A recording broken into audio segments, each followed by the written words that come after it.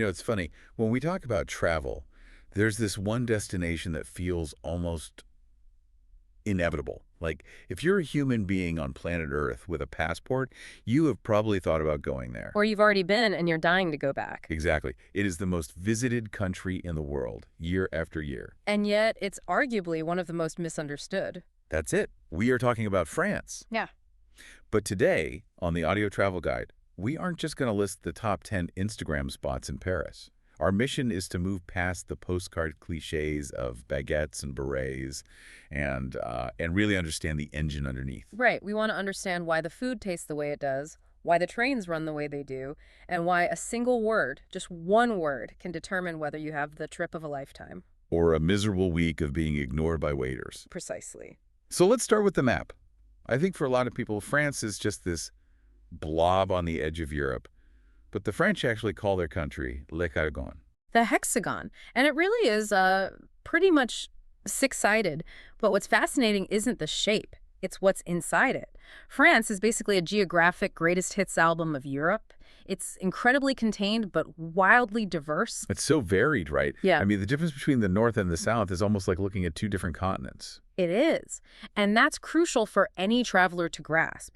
If you go to the North and West, so Normandy, Brittany, you're looking at flat plains, rolling hills, an oceanic climate. Green and rainy? Very green, very lush. It feels Celtic. But then you go south and east and you just hit walls of rock. The natural borders. Exactly. You have the Pyrenees sealing off Spain in the southwest. You have the Alps in the east bordering Italy and Switzerland. Oh. Home to Mont Blanc, the highest peak in Western Europe. And what about the middle? And right in the middle, you have the massive central, this rugged highland area. And these aren't just pretty backdrops, right? This geography effectively isolated these regions for centuries. That's the key. Geography is destiny in France. It dictates the lifestyle. It's why you can be in Brittany, where some older folks might still speak Breton, a Celtic language, by the way, related to Welsh. Wow. And then travel a few hours southeast and feel like you're in northern Italy. It's also why the food changes so drastically. Ah, the important part. Of course. In Strasbourg, near Germany, you're eating choucroute, sauerkraut sausages. But in Marseille, on the Mediterranean, you're eating bouillabaisse, a fish soup. The land dictates the plate. I love that. The geography isn't just scenery, it's the menu. And it means you can have 5 different vacations without ever crossing a border. You want surfing. You go to Biarritz. You want glitz and glamour, the Riviera, snow. The Alps. Exactly. And for history buffs, it's a gold mine. But to understand the why of France today, we have to look at the layers beneath. You can't walk down a street in Lyon or Nimes without tripping over the Romans. That blew my mind. Yeah. We think of France as, quintessentially French. But the Roman roots are so deep. They're foundational. The Romans brought urbanization. Cities like Lyon, which was called Luc de Nomen Nimes, still use their Roman amphitheaters for concerts today. That's incredible. But if you fast forward past the Middle Ages and the Gothic cathedrals like Notre Dame, you hit the single most important event in French history. 1789. The Revolution. It didn't just chop off the king's head, it fundamentally rewired the French brain. How so? It established the Republic and the values of liberty, equality, and fraternity. And this isn't just history book stuff. It impacts how you, as a tourist, interact with people today. Okay, this connects to the etiquette section, doesn't it? Because this is where I think most travelers just crash and burn. We have to talk about the Bonjour rule. The Bonjour rule. If you take nothing else away from this deep dive, take this. You must say Bonjour. Okay, let me play devil's advocate. In the US or the UK, if I walk into a store, I might just smile, nod, start looking around. If I ask, do you have this in medium? Without a big greeting, it's not a crime. Why is that a disaster in France? Because of that word we just mentioned, equality.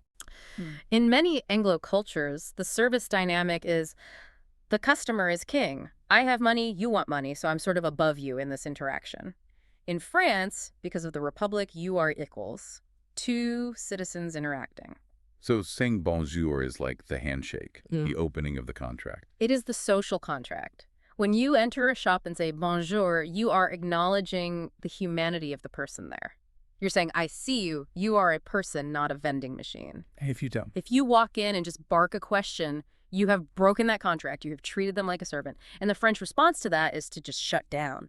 they become icy, unhelpful. That completely reframes the whole rude French waiter stereotype. Maybe they weren't rude. Maybe we were rude first. In 90% of cases, that is exactly what is happening, and it flows into their whole communication style. The French are very direct. They don't really do small talk. Right, privacy's huge. Don't ask about salary or age. Never. And there's another concept that fits into this public versus private divide, laïcité. Yes, but a very specific, strict version of it. It goes back to breaking the power of the church during the Revolution. Today, it means the public sphere is neutral ground. So for a traveler, it's just something to be aware of, Yeah. that religion is considered a very private matter. Exactly. It's not something you broadcast in the public square. Let's get back to the good stuff, the food. We know the geography shapes the menu, but there's a cultural attitude to eating that's totally different. General de Gaulle once famously asked, "How can you govern a country which has 365 varieties of cheese?" And he had a point. Food is identity. But the thing that always confuses people is the French paradox. Which is that they eat all this butter, cream, cheese, duck fat, drink wine, and yet they have lower rates of heart disease. How? It's not magic, it's their relationship with food. First, they don't snack, they eat at set meal times. Second, portions are smaller, but the quality is way higher. And then they sit down. And most importantly, they sit down. Eating is a ritual, not a refueling stop. You take an hour, maybe 2 for lunch, you digest, you socialize. That lowers stress, which is just as important as the calorie count. So the lesson is, eat the cheese, just don't eat it while you're running for a bus. That's it, precisely. Speaking of transport, let's talk logistics. France is big. If we want to see all this diversity, we need to get around. And I am a sucker for a good train system. Then you are in the right place. The TGV, the train à grande vitesse, is a marvel of engineering. The high-speed one. The high-speed one, it connects all the major hubs. You can get from Paris in the north to Marseille on the Mediterranean in 3 hours. 3 hours. That would take, what, 8 hours to drive? Nearly 8 hours, yes. It completely changes the scope of a trip. You can do lunch in Paris and dinner on the Riviera. Okay, but there has to be a catch. There is. And it catches tourists out every single summer. You cannot just hop on a TGV with a rail pass or a generic ticket. Reservations are mandatory. So you have to book a specific seat on a specific train. Yes. If you don't have a seat reservation, you can get fined, and heavily. The slower regional trains, the TER, are usually fine. But for the high-speed stuff, you have to book ahead. And what about driving? Yeah. I have this romantic image of driving through the French countryside. Oh, it is beautiful, but it comes with the price tag. The highways, the auto routes are excellent, but most of them are toll roads, péage, and they are not cheap. So it adds up. It really adds up. Crossing the country can cost you as much in tolls as it does in fuel. Okay, good to know. So Yeah. take the train. Now, timing. When should we go? Because there was a lot of screaming in our research about a time not to go. Avoid French school holidays if you value your sanity, but specifically, avoid Black Saturday. That sounds ominous. It is. In France, vacations are almost sacred. There are specific weekends in July and August when literally everyone packs up their car to go to the coast or to come back from it. Gridlock. We're talking traffic jams that stretch for hundreds of kilometers. It is total gridlock. And also, avoid driving in any city on July 14th. Bastille Day. Bastille Day. It's a national party. Just stay put and watch the fireworks. So when is the golden window? The shoulder seasons, without a doubt. May and June are fantastic. The country is blooming. The weather's mild. Or September, the kids are back in school. The ocean is still warm, but the crowds have vanished. Perfect. Let's get to the fun part. The menu of destinations. We all know Paris, but our goal is to go beyond the postcard. Where else should we be looking? Okay, if you are a foodie, you have to go to Lyon. The gastronomic capital. This came up again and again. It really is. It sits between 2 rivers, the Rhone and the Saône. It has this incredible history of silk weaving, but the food. Bouchon. Yes, the bouchon. These are traditional wood-paneled restaurants. This isn't tiny docks of foam on a slate. This is heavy, rich, historical food. Sausages, pâté, glorious stuff. It's not light. And if we want something totally different? Then you go to Marseille. It's the oldest city in France, founded by the Greeks around 600 BC. It's a port city, so it has that gritty, chaotic, vibrant energy. A melting pot. A total melting pot of cultures from all over the Mediterranean. It feels very different from the polished boulevards of Paris. Plus, it's the gateway to the Calanque. Those incredible white cliffs. Yeah, these limestone fjords plunging into this bright blue sea. It's stunning. And then there's Bordeaux. which has completely reinvented itself. They cleaned up all the limestone facades so the whole city just glows gold in the sunlight. They call it Little Paris, and obviously it's the Vatican of wine. Speaking of wine, is there a rule there too? The golden rule of French dining. Always drink local. If you are in Bordeaux, you drink Bordeaux. If you're in Alsace, you drink Riesling. The local food evolved alongside the local wine. They're puzzle pieces that fit together. Don't order Chianti in Burgundy. You just don't do it. It's wrong. We also mentioned Strasbourg. That seemed like a fascinating blend. Strasbourg is where Latin and Germanic Europe meet. The architecture is like a fairy tale, half-timbered houses, flower boxes. It's the seat of the European Parliament, but the soul is distinct. That's where you go for the best Christmas markets. And Toulouse. The Pink City, or La Ville Rose. It's built from these terracotta bricks that glow pink at sunset. It's a huge student town, a huge rugby town, and the center of the European aerospace industry. So old streets and new rockets. Exactly. Ancient medieval alleys and cutting-edge science. It all sounds amazing, but France has this reputation for being pricey.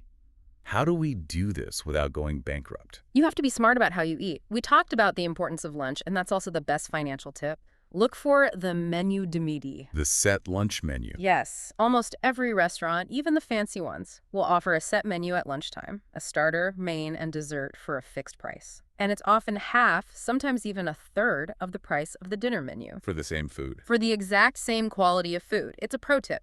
Eat like a king at 1 p.m. and have a light picnic for dinner. I love that. And what about accommodation? Don't rule out camping. I know that sounds rough, but in France, camping is a massive industry. The facilities are often incredible pools, bakeries on site, chalets. It saves a fortune.